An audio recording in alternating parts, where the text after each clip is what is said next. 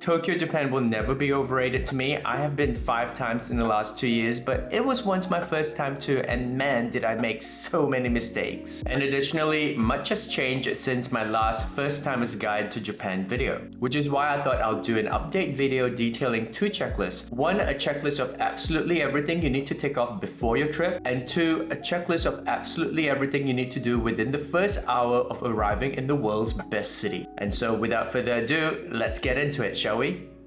And let's kick it off with the things that you want to tick off before your trip. Starting with the obvious, which is visa requirements. Now, if you're a subscriber, first of all, welcome back. I hope you're having a great weekend and thanks for spending it with me. Most of you are from the United States or Australia, which means that you can enter and stay in Japan for up to 90 days without applying for a visa. Additionally, Japan does offer a visa-free entry to another 72 countries. I have placed the link to the full list in my description box for your reference. If your country is not on the list, you will need to apply for a visa before entering Japan. I've placed a link to the visa application in my description box as well. Another given thing to check, by the way, though, is to make sure that your passport has at least 6 months validity on it. Next up on the list is the JR Pass. What is it and do you need it? Let's start with some JR Pass 101. It is basically a pass that allows you to take unlimited Shinkansen rides between cities in Japan. And the reason you need to think about it before your trip is that if you do decide to get it, a physical exchange coupon will be delivered to your home address. And thus you will need to allow for delivery times, which can vary depending on your vendor and location. And to prevent any confusion, the JR Pass is completely different from a Japan IC card, which you will need to ride all forms of public transportation within cities in Japan. As far as whether or not you need a JR Pass for your upcoming trip, it is in my humble opinion that in most cases you will not need one, especially given its price hike in the recent years. However, to decide for sure if a JR Pass is for you, I would highly recommend heading to the JR Pass calculator website, link right here. Plug in your itinerary and let it decide if it makes sense for you to get one from a cost perspective. The JR Pass calculator will also recommend regional passes instead if it's cheaper for you, and alternatively, I would also recommend considering single ride Shinkansen tickets. I booked mine via Klook and honestly it could not be easier. Once I booked, it generated a QR code and all I had to do was to scan the QR code to board the Shinkansen. It could not be more foolproof. And as I had already started talking about the Japan IC cards in the previous section, let's now zoom into it as it is the next item on your pre-departure checklist. The Japan IC card is basically something that you'll need to ride most forms of public transportation in Japan. Each city names their card something different, but the more popular ones that you're gonna know is probably the SUICA, the PASMO, and the ICOCA card. Let's get the easy one out of the way. If you have an iPhone, you basically don't have to worry about getting your hands on a physical IC card. Instead, choose to activate a digital SUICA, PASMO, or ICOCA card within your Apple Wallet. It's real simple, just search for it in your Apple Wallet and top up using Apple Pay. Or download the brand new Welcome SUICA app and activate a digital Welcome SUICA within the app so that you can hit the ground running as soon as you arrive in Japan. If you do not have an iPhone, not to worry, Japan is finally catching up with times and is gradually rolling out the ability to pay with your credit cards. Like for example, at the time of the writing of this video, credit card payments are widely available in Osaka. However, given that it's not 100% available everywhere, I would still recommend trying to get your hands on a physical IC card, and I'm going to talk about that in the arrival checklist. However, apart from the Welcome SUICA app, I would also recommend you download the following apps before your trip. The most obvious ones would be Google Maps and Google Translate so that you can get around and communicate. But Google Translate can sometimes make a dog's breakfast out of translating menus, and as such, I would also recommend you download Kuli, which is in my opinion way more accurate. And if you have a physical Japan IC card, you may be wondering if it's time to top up, like what's the balance on my card? And usually the only ways to know for sure would be to check at a convenience store or at a subway station. However, for more convenience, I would recommend downloading the Balance app. You basically select the card that you want to add. So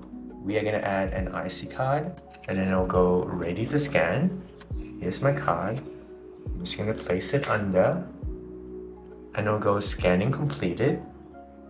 And that's it. That's your card added to the system and that's the balance on the card.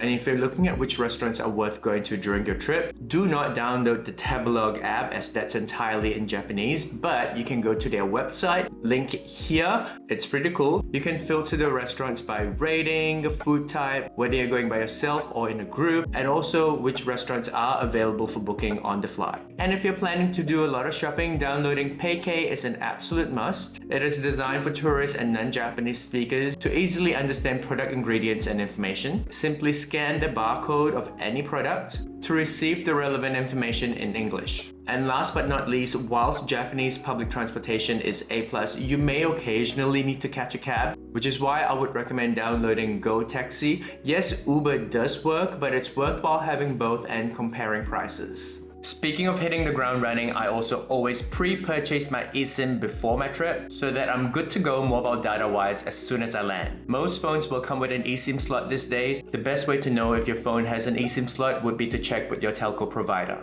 And like any good Asian, I'm always on the market for a good deal. I have used eSIMs from several providers, and it is in my humble opinion that the best deal out there at the moment is the one that's being offered by SimLocal. I was recently in Japan for a week. I got their eSIM with unlimited data for just $19.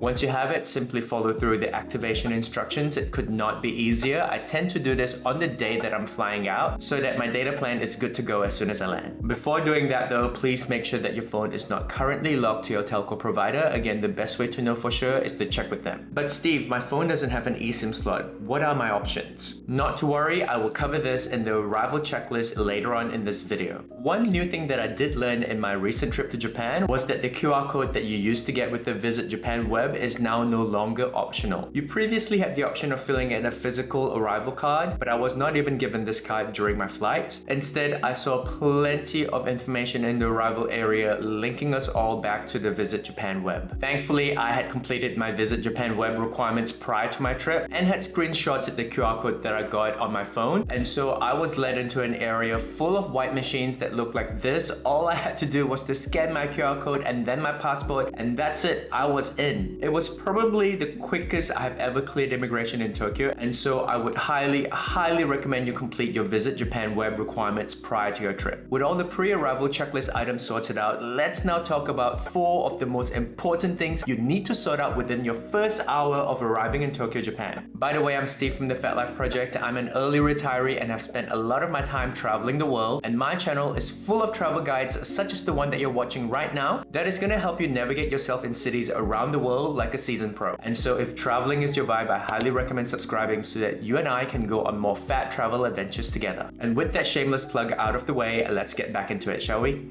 Assuming that you've cleared immigration and picked up your bags, the first thing that you're going to want to tick off your arrival checklist is getting some cash. Because whilst credit card usage is gradually getting more popular in Japan, cash is still king. And you will find ATM machines to help you withdraw cash at these locations at the Narita airport. I found this map, by the way, on their official website and have linked it in my description box. If you're arriving at Haneda airport, you will find ATM machines at these locations. Again, I got this off the official website. I've placed the link in my description box. In terms of how much to withdraw, and I do get this question a lot by the way, it really depends on what you plan to do, but I personally budget about 100,000 yen per week that I'm in Japan. Do note though, if you're not quite sure or if you run out of cash, there are ATM machines located at 7-Eleven convenience stores all across Japan. And if you're someone who doesn't own an iPhone, you will need to get your hands on a physical IC card. You'll be glad to know that the semiconductor issue that they had a few years ago that caused a shortage in these cards is no longer a thing, and as such, it is not going to be difficult for you to get your hands on one. You can get your hands on a SUICA or Welcome SUICA at these locations for Narita Airport and at these locations for Haneda Airport. I have previously done a video detailing the differences between a SUICA and Welcome SUICA, but in summary, the main difference is that a SUICA card can be reused whereas a Welcome SUICA cannot, and so I would recommend getting a SUICA card if you're planning a return trip to Japan, and you will. Do note that the physical SUICA requires a 500 yen deposit plus whatever you choose to top it up with for your travels, and this, as of the writing of this video, can only be done using cash. Now that you've got your cash and Japan IC card sorted out, the next thing that should be on your checklist, especially if your phone didn't come with an eSIM slot, would be to get yourself a physical SIM card. There are several options, but personally, to save time, I would recommend you pre-order your SIM card prior to your arrival, and the most cost-efficient option would be the SIM cards with unlimited data via Klook, which you can pick up at all major airports in Japan, including Narita and Haneda. I'm going to place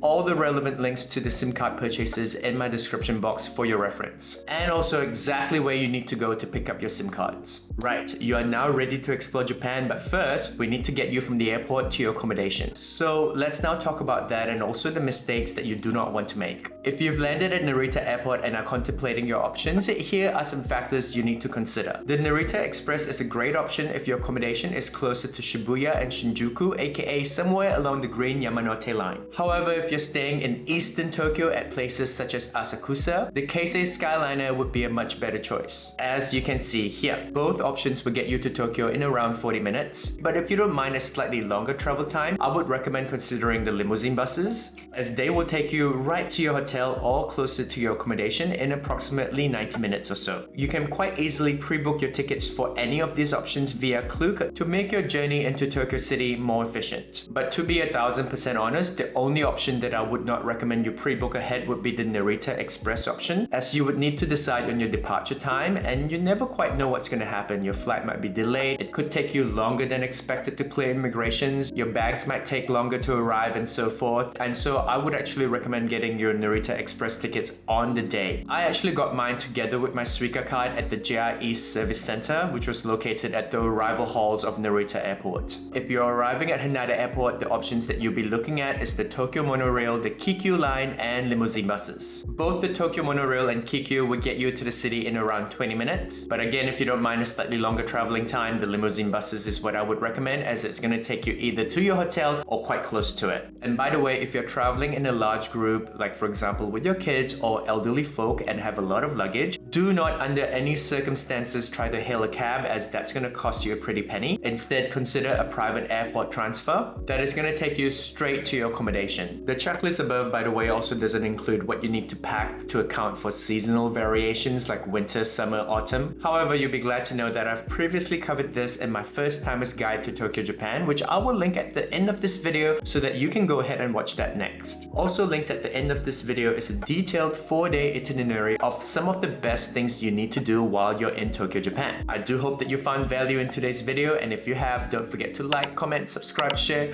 all the good things that you know are going to appease those holy YouTube algorithm gods, but much more importantly, will just make my day as a content creator. Specifically, if you do have a comment or feedback for me, do leave it in the comment section, as I do love hearing from people who take the time to watch my videos. And if you got to this point of the video, thank you so much for watching. 50 points to Gryffindor for you, and I do hope you have a fantastic day ahead, or that you've already had a good day. As always, I'm gonna see you real soon in the next video. Ciao!